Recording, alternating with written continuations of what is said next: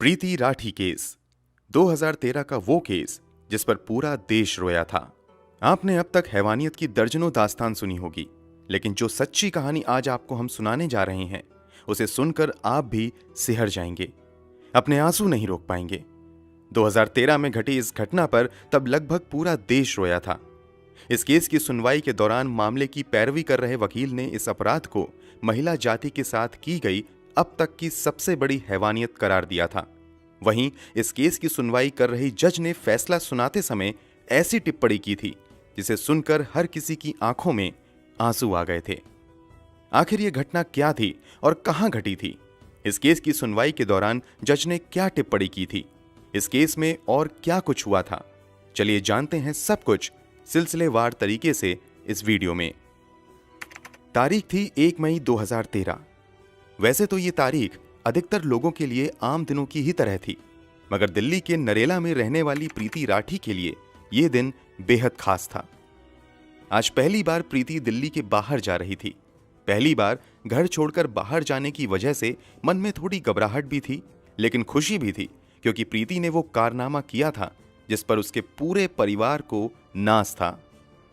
दरअसल 23 साल की प्रीति राठी ने दिल्ली से ही नर्सिंग की पढ़ाई की थी। पढ़ाई पूरी करने के बाद वो मिलिट्री हॉस्पिटल में नर्स बनना चाहती थी। इसके लिए उसने तैयारी भी शुरू कर दी थी। इसी दौरान इंडियन नेवी में नर्स की वैकेंसी निकली। प्रीति राठी ने भी इस जॉब के लिए अप्लाई किया और एग्जाम में शामिल हुई और सफल भी हुई। प्रीति नेवी में बतौर नर्सिंग ऑफिसर सिलेक्ट कर ली गई।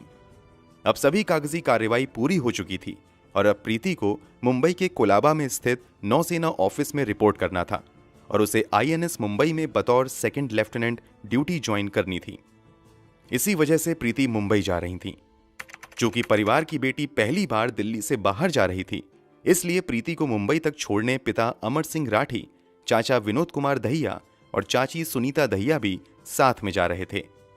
इन सभी को गरीब रथ एक्सप्रेस से मुंबई के बांद्रा स्टेशन पर पहुंचना था। तय समय पर 1 मई 2013 को ट्रेन दिल्ली के निजामुद्दीन स्टेशन पर आकर रुक जाती है। ट्रेन रुकते ही प्रीति अपने परिवार वालों के साथ जल्दी से ट्रेन में सवार हो जाती हैं और सभी अपनी अपनी सीट पर बैठ जाते हैं और ट्रेन अपनी मंजिल की तरफ बढ़ चलती है। इस ट्रेन में काफी भीड़ भाड़ थी।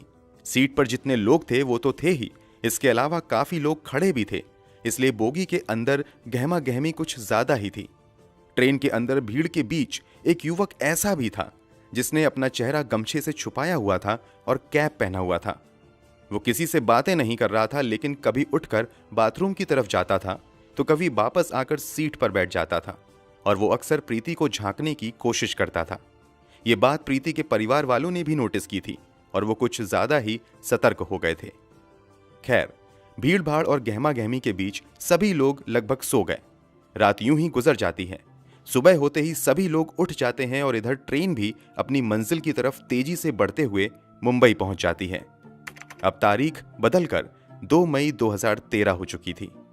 प्रीति और उसके परिवार वालों को बांद्रा टर्मिनल पर उतरना था।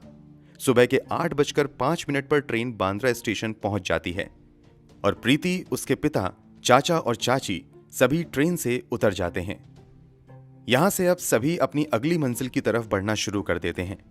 ट्रेन से उतरने के बाद प्रीति थोड़ी थकी हुई महसूस कर रही थी, इसलिए वो थोड़ा धीरे धीरे चल रही थी, जबकि प्रीति के पिता और उसके चाचा चाची प्रीति से कुछ कदम आगे चल रहे थे। जब प्रीति ने देखा कि वो चलने में अपने पिता और चाचा चाची से काफी पीछे हो गई है, तो वो भी अपने कदम को तेजी से बढ़ाना शुरू कर देती है ताकि वो उन लोगों के पास पहुंच सके।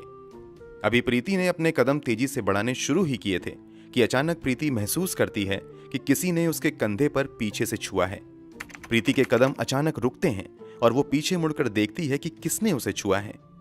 प्रीति जैसे ही अपना चेहरा पीछे करती है, उसे वही लड़का दिखता है जो अपने चेहरे को गमछे से छिपाकर उसकी बोगी में ही बैठा हुआ था और लगातार उसे देखने की कोशिश कर रहा था। उसे देखने के बाद प्रीति कुछ समझ पाती उससे पहले ही वो नकाबपोश लड़का एक डब्बा निकालता है और अगले ही पल उस डब्बे में से कुछ प्रीति के चेहरे की तरफ फेंकता है।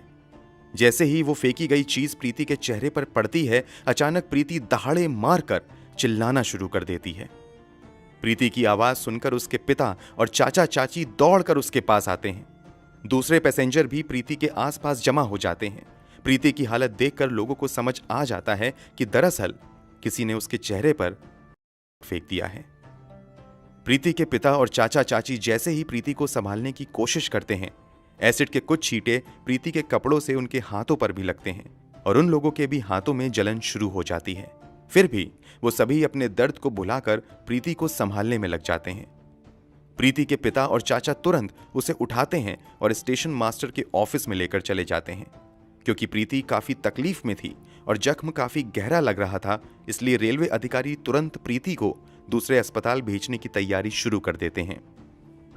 स्टेशन से सभी घायलों और प्रीति को भाभा हॉस्पिटल के लिए भेज दिया जाता है, लेकिन प्रीति की हालत बहुत ज्यादा गंभीर थी, इसलिए उसे भाभा हॉस्पिटल की बजाय पास के ही गुरु नानक हॉस्पिटल में भर्ती करवाया जाता है। उधर वो नकाबपोश लड़का प्रीति पर एसिड फेंकने के बाद भागने लगता है। तभी प्रीति की चीख सुनकर ठीक प्रीति के नजदीक खड़े समीर शेख नाम का एक युवक तुरंत उस डब्बे को उठाकर समझने की कोशिश करता है कि अचानक से हुआ क्या है। तभी डिब्बे से एसिड समीर के हाथों पर भी गिरता है। वो तुरंत डब्बा नीचे फेंकता है और समझ जाता है कि इस लड़की पर एसिड अटैक हुआ है और वो तेजी से उस नकाबपोश व्यक्ति के पीछे भागना शुरू कर देता है। साथ ही चिल्लाता है, सलीम, सलमान, उसे पकड़ो, पकड़ो। दरअसल सलीम और सलमान भी समीर के साथी थे, इसलिए समीर को जब ये एहसास होता है कि लड़की पर एसिड अटैक हुआ है तो वो नकाबपोश के पीछे भागना शुरू कर देता है। साथ ही अपने दोनों जानने वालों को भी उस नकाबपोश लड़के को पकड़ने के लिए कहता है। वो लोग भी उस नकाबपोश का पीछा करने लगते हैं, लेकिन कुछ ही पलों में वो नकाबपोश उन सभी को चकमा देकर भाग जाने में कामयाब हो जाता है। समीर शेख, सलीम और सलमान, ये तीनों नाम याद रखिएगा क्योंकि इस केस में इन तीनों ने आगे महत्वपूर्ण भूमिका निभाई थी। प्रीति को गुरु नानक हॉस्पिटल में एडमिट करवा दिया जाता है, जहां उसका ट्रीटमेंट शुरू हो जाता है, जबकि प्रीति के पिता, चाचा, चाची और समीर शेख को भी भाभा हॉस्पिटल ले जाया जाता है। इधर पुलिस मौके पर पहुंचकर स्पॉट पंचनामा बनाना शुरू कर देती है। समीर के जख्म ज्यादा गहरे नहीं थे, इसलिए उसे हॉस्पिटल से कुछ ही देर बाद छुट्टी मिल जाती है और उसे पुलिस वापस घटना स्थल पर लेकर आती है और उसके बयान के आधार पर पंचनामा दर्ज करना शुरू कर देती है। इसके अलावा पुलिस वहां से सबूत भी इकट्ठे करती है। चूंकि प्रीति को भाभा हॉस्पिटल ले जाने के लिए कहा गया था, लेकिन उसकी हालत ज्यादा गंभीर थी, इसलिए जल्दबाजी में गुरु नानक हॉस्पिटल ले जाया गया था। लेकिन समस्या ये थी कि गुरु नानक हॉस्पिटल में बर्न यूनिट नहीं था और वहां कई अन्य सुविधाओं की भी कमी थी। इसलिए कुछ देर के बाद प्रीति को गुरु नानक हॉस्पिटल से मसीना हॉस्पिटल रेफर कर दिया जाता है। मसीना हॉस्पिटल पहुंचते ही प्रीति का इलाज शुरू होता है। इधर पुलिस भी प्रीति का बयान दर्ज करने के लिए मसीना हॉस्पिटल पहुंचती है, लेकिन जख्म इतना गहरा हुआ था कि प्रीति की आवाज जा चुकी थी। प्रीति का चेहरा बुरी तरीके से जल चुका था, साथ ही उसके गर्दन पर भी गंभीर घाव हुए थे। इस कारण प्रीति का बयान दर्ज नहीं किया जा सका। प्रीति के शरीर पर जरूर गहरे जख्म हुए थे, मगर प्रीति का हौसला अभी टूटा नहीं था और वो पूरे जज्बे और हिम्मत से लड़ रही थी। अब प्रीति चाहकर भी कुछ नहीं बोल पा रही थी, तो उसने हाथों से लिखने का इशारा किया। इसके बाद प्रीति को पेन और पेपर दिया गया। प्रीति लिखकर डॉक्टर और अपने माता पिता से बात करने लगी।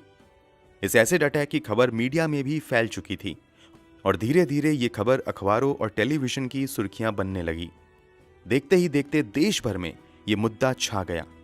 लोग इस एसिड अटैक के खिलाफ सड़कों पर उतरने शुरू हो गए और देश के कई हिस्सों में विरोध प्रदर्शन किया गया और जल्द से जल्द प्रीति के गुनहगारों को गिरफ्तार करके सजा देने की मांग शुरू की गई। पुलिस पर भी भारी दबाव था कि वो तुरंत अपराधी को गिरफ्तार करे, लेकिन समस्या ये थी कि अपराधी का कहीं से कोई क्लू नहीं मिल रहा था। हालांकि घटना के समय स्टेशन पर मौजूद कुछ गवाहों के बयान के अनुसार अपराधी का स्केच पुलिस ने तैयार करवा लिया था और अपराधी की तलाश शुरू हो गई थी, मगर पुलिस के हाथ खाली थे। इसी बीच 4 मई 2013 को पवन कुमार नाम का एक लड़का प्रीति की बहन तन्नू को फोन करता है और प्रीति के बारे में पूछता है कि वो कैसी है। पवन कुमार बीटेक का स्टूडेंट था और प्रीति से उसकी पुरानी जान पहचान थी। इस बात की जानकारी तन्नू अपने पिता अमर सिंह राठी को देती है और अमर सिंह जांच कर रहे पुलिस अधिकारियों को भी इस बात की जानकारी देते हैं कि पवन कुमार नाम के एक लड़के ने फोन करके प्रीति का हालचाल पूछा है। ये जानकारी हाथ लगने के बाद पुलिस वो स्केच जो गवाहों के बयान के आधार पर बनाया गया था प्रीति को दिखाती है और प्रीति से पूछती है कि क्या तुम इन्हें पहचानती हो। जवाब में प्रीति बोर्ड पर 3 नाम लिखती है, सत्यम, अंकुर और पवन कुमार। प्रीति के अनुसार स्केच में दिख रहा लड़का इन तीनों में से कोई एक था। क्योंकि प्रीति ने भी पवन कुमार का नाम लिया और पवन कुमार ने फोन करके प्रीति का हालचाल जाना था, इसलिए पुलिस अनुमान लगाती है कि शायद पवन कुमार ने ही प्रीति पर एसिड फेंका होगा और वो जानना चाह रहा होगा कि प्रीति जिंदा है या मर गई। इसलिए पवन कुमार को शक के दायरे में लेते हुए पुलिस जांच शुरू कर देती है और तुरंत पवन कुमार की तलाश में लग जाती है। कुछ दिनों की खोजबीन के बाद 9 मई 2013 को पुलिस पवन कुमार को गिरफ्तार कर लेती है। इस गिरफ्तारी की खबर के बाद लोगों का गुस्सा और भड़क जाता है और वो जल्द से जल्द अपराधी को कड़ी से कड़ी सजा दिलवाने की मांग करना शुरू कर देते हैं। लोग प्रीति के जल्द से जल्द स्वस्थ होने की भी दुआएं कर रहे थे, मगर प्रीति की हालत दिन प्रतिदिन बिगड़ती ही जा रही थी। मसीना हॉस्पिटल में आए हुए उसे कई दिन हो चुके थे और यहां प्रीति की कई सर्जरी भी की गई थी, मगर हालात सुधरने की बजाय बिगड़ते ही जा रहे थे। प्रीति के इंटरनल ऑर्गन्स धीरे धीरे काम करना बंद कर रहे थे। मसीना हॉस्पिटल के डॉक्टर को लगने लगा कि प्रीति की हालत ज्यादा गंभीर हो रही है, तो उन्होंने तुरंत प्रीति को रेफर करते हुए बॉम्बे हॉस्पिटल भेज दिया ताकि बेहतर इलाज मिल सके। क्योंकि इस केस से लोगों का सीधा जुड़ाव हो चुका था और लोग हर पल प्रीति के हालात के बारे में जानना चाहते थे, इसलिए सरकार की ओर से भी प्रीति को बेहतर से बेहतर इलाज देने की व्यवस्था की जाती है। जैसे ही प्रीति को बॉम्बे हॉस्पिटल लाया जाता है, देश के टॉप स्पेशलिस्ट डॉक्टरों की टीम बनाई जाती है और उन्हें ही प्रीति की इलाज का जिम्मा दिया जाता है। लाख कोशिशों के बावजूद यहां भी हालात सुधरने की बजाय बिगड़ते ही जाते हैं और प्रीति वेंटिलेटर सपोर्ट पर चली जाती हैं। फिर भी डॉक्टर हार नहीं मानते हैं और प्रीति की जान बचाने की हर संभव कोशिश करते रहते हैं। एसिड अटैक को हुए लगभग 2 महीने हो चुके थे और प्रीति अब भी हालात से लड़ रही थी, लेकिन अंततः 1 जून 2013 को दिल की धड़कन रोकने की वजह से प्रीति इस दुनिया को छोड़कर चली जाती हैं। प्रीति की मौत की खबर से देश में गम और गुस्से की लहर दौड़ जाती है। हर कोई प्रीति के जाने से सदमे में था। प्रीति की मौत के बाद पोस्टमार्टम किया जाता है और उसके शव को अंतिम संस्कार के लिए दिल्ली लाया जाता है, लेकिन प्रीति के घर वाले मामले की सीबीआई जांच की मांग करते हुए अंतिम संस्कार करने से मना कर देते हैं और प्रीति के शव के साथ ही एक प्रदर्शन रैली निकाली जाती है। अंत में सरकार की ओर से सीबीआई जांच का आश्वासन मिलने के बाद पूरे राजकीय सम्मान के साथ प्रीति का अंतिम संस्कार किया जाता है। प्रीति की मौत और अंतिम संस्कार के बाद हर किसी की एक ही मांग थी कि जल्द से जल्द प्रीति के कातिलों को कड़ी से कड़ी सजा दिलवाई जाए। पुलिस ने भी पवन कुमार नाम के एक लड़के को गिरफ्तार कर लिया था, लेकिन समस्या ये थी कि पवन कुमार के खिलाफ किसी भी तरह का सबूत नहीं मिल रहा था। रेलवे पुलिस भी अब तक पवन कुमार के खिलाफ कोई सबूत नहीं ढूंढ पाई थी। इसी बीच प्रीति के पिता अमर सिंह राठी अपने स्तर से पता लगवाते हैं तो ये बात सामने आती है कि 2 मई 2013 यानी घटना वाले दिन पवन कुमार मुंबई में था ही नहीं, बल्कि वो रोहतक में था। बाद में पुलिस भी पवन कुमार के फोन का लोकेशन हिस्ट्री निकलवाती है तो पता चलता है कि घटना वाले दिन पवन कुमार वास्तव में रोहतक में था। पुलिस की बजाय प्रीति के पिता द्वारा यह पता लगाना कि पवन कुमार उस दिन रोहतक में था, पुलिस की बड़ी नाकामी थी और ये इस बात का भी संकेत था कि पुलिस इस घटना की जांच सही तरीके से नहीं कर रही है।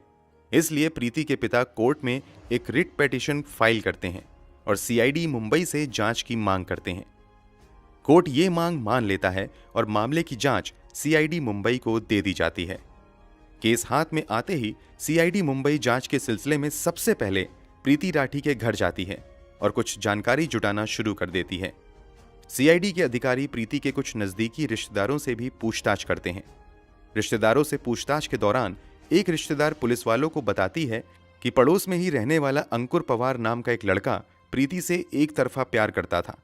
उसने प्रीति को प्रपोज भी किया था, लेकिन प्रीति ने साफ मना कर दिया था।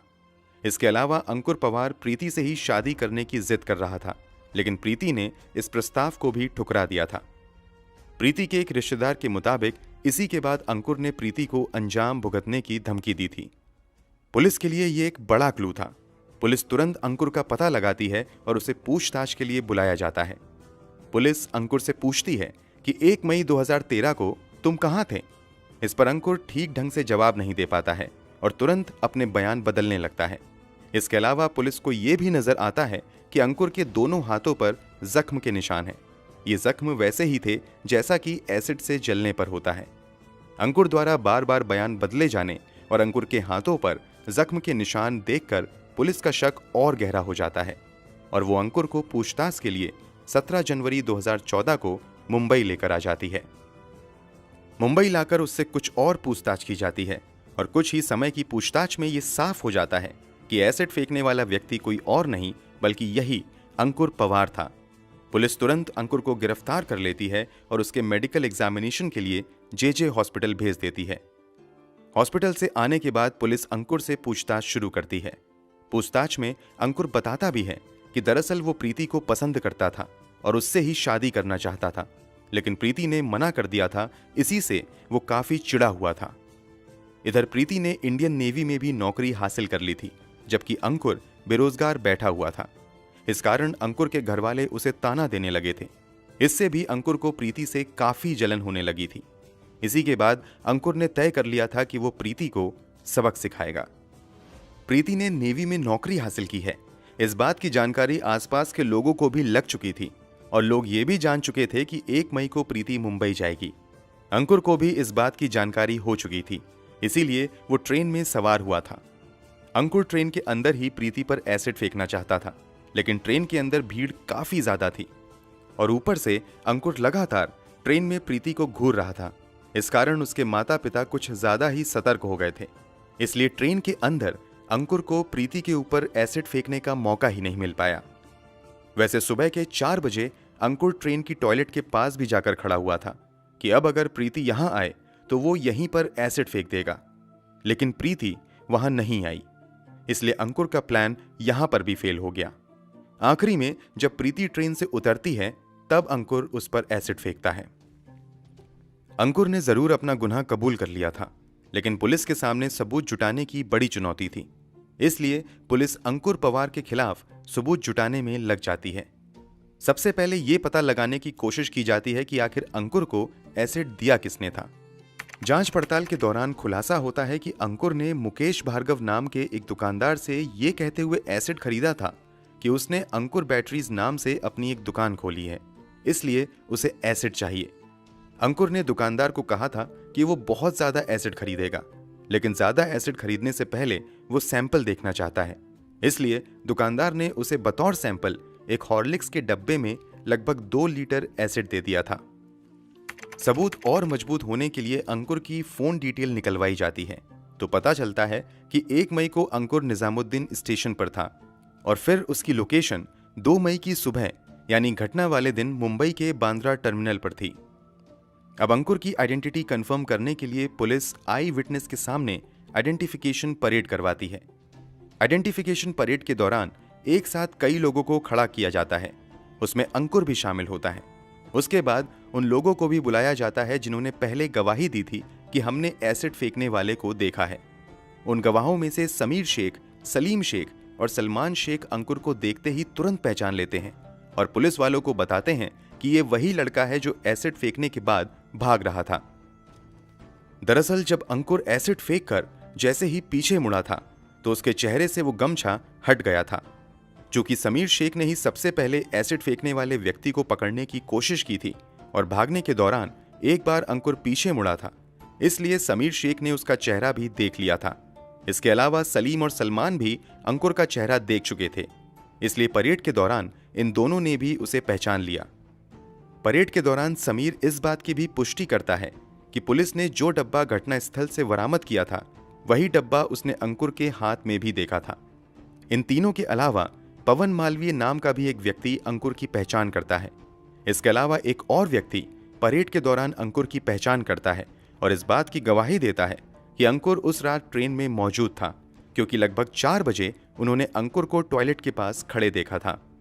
सभी पुख्ता सबूत जमा करने के बाद इस केस में अंकुर पवार को मुख्य आरोपी बनाते हुए चार्जशीट फाइल की जाती है और मामले की सुनवाई special city civil and session court greater Mumbai में शुरू होती है।